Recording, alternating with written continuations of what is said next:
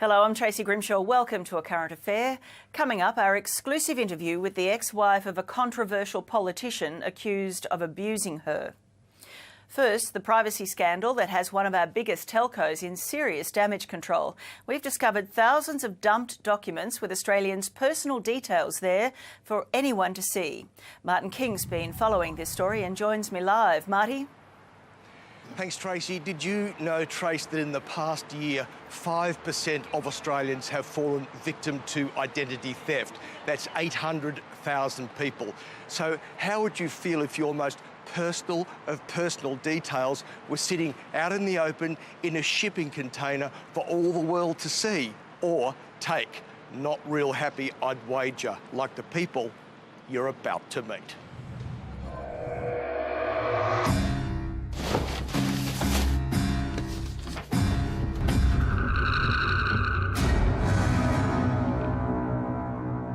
You could make millions and millions of dollars out of it just in fraud. These poor people, if only they knew, their whole lives are exposed here, out in the open for anybody to come and do whatever they want with their personal details and their lives. This is scary stuff. This is my life. This is my life. Anyone can take it. I'm not happy. I think it's disgusting. For thousands of Australians, this is your life and quite possibly the death of your privacy and security. For the right people, it's an absolute goldmine. Just dozens and dozens more people's personal details. It's incredible. It's a privacy outrage, a security scandal, and the last thing Paul de Bruin expected to find on his morning walk. These are customers of the mobile phone company Telchoice, individuals and companies.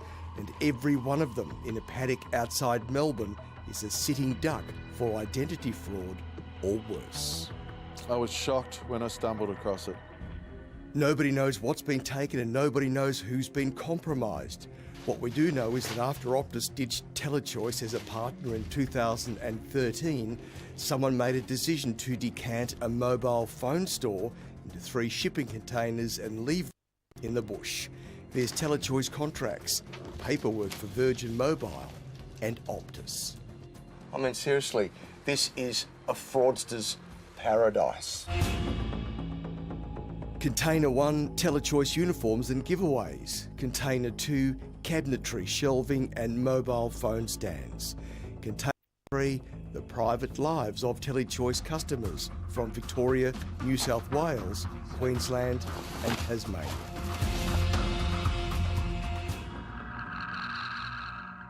Many of these files belong to high-profile Australians.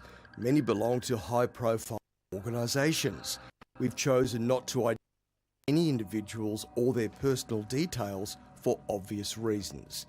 This is a breathtaking betrayal of trust and privacy. A quick flick through a file reveals mobile phone numbers, your full name, age and home address, your Medicare details, including names of spouses and children, passport details, including your photo, personal credit cards, driving licences, bank account details and your signature. Here's a chance, Christensen, a chance to atone after his miss. There's the Brisbane Lions Football Club, Cirque du Soleil, the Australian Liberal Party, the Victorian speed camera operator Civic Compliance, the fashion label Sass & Bide, the Superannuation Trust of Australia, the Children's Book Council, even a reverend at the Christ Church in Hawthorn. It's there for all to see or take. They've got to start realising the information that they get from us so we can use their services. They've got to start being accountable for that information. They just can't leave details around. When Rick Zimmy stumbled on the confidential documents, he took direct action. Went to the police and they were a bit blasé when I sort of rocked in and dropped all the folders on their counter bench. I was probably a bit angry at that stage with the whole thing. Driver's licence. Not as angry as these people if they knew their confidential information was public. Christy. Yes, hello. We contacted some of the customers involved, Mother of two, Christy Lee Dickinson, is stunned and considering legal action. That's as a mum, that's straight in my head. Like, two people can act as me and come and get my kids? Oh, no. Someone could take your children. Yep, just on that. It's not good enough. And you don't know what kind of rackets are out here, you know. Well, you don't. What people are joining up together to do to rip people off, basically. That's it. Debbie Smith is furious and wants an apology. And here it is, your driver's licence with your personal address, date of birth, licence number, your Medicare card with your kids on it. Yeah, I'm not happy at all. People can get my personal information and do whatever they like with it. A young lady here, we won't give her name, but her name, her age, her address, her financial details, her signature, and look at this. Her driver's licence with her photo, all of her details there, her Medicare card, her credit card with all of her credit card numbers and the expiry.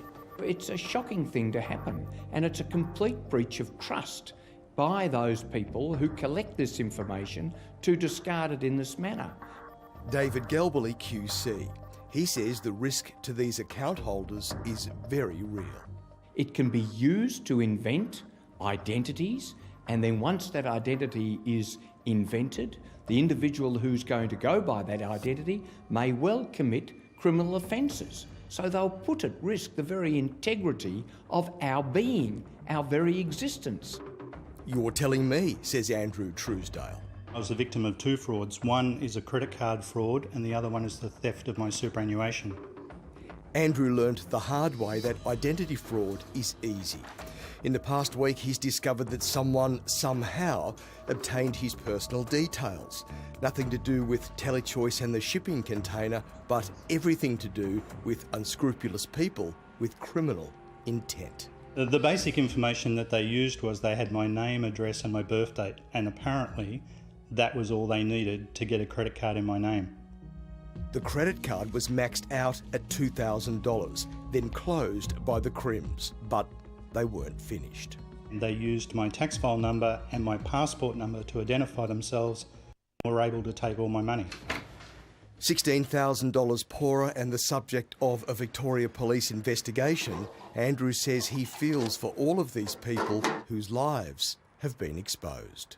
Now that I realise how easy it is to steal someone else's money, when you have a minimal amount of information about them, if you've got all of their information, you can do anything. In these days of heightened security, how frightening are documents like this? A gentleman's passport, driver's licence, credit card. I mean, there's 100 points of ID here, and hopefully we've stumbled upon this before somebody else has. It's all very well for corporations and governments to say you've got to provide us with all your personal details, but where's the security that they provide to us that they're going to treat this information in the confidence by which it's given? The police have been informed, but still we set up a camera opposite the containers. A trail bike rider laps the containers. Four-wheel drive checks them out. A bloke enters the document container and takes photos. More people check them out. It's like Burke Street in the bush. The Privacy Commissioner should deal with it as a gross breach of privacy, and if the Act is not good enough to deal with this, then we need to increase the penalties under the Act. And it may well be we need some jail penalties to go with it. What are you going to do with this file? I'm going to take it home and shred it like they should have done. In the first place? Yep. We did approach Telechoice for comment, but so far we haven't heard back, and Victoria Police tell us those containers have now been locked up. Now the explosive interview that will rock Premier Anastasia Palaszczuk's new state government. For the first time, the ex-wife of MP Billy Gordon breaks her silence on his secret past and the years of violent abuse he inflicted upon her. Lisa Goddard has our exclusive report and joins me now. Lisa?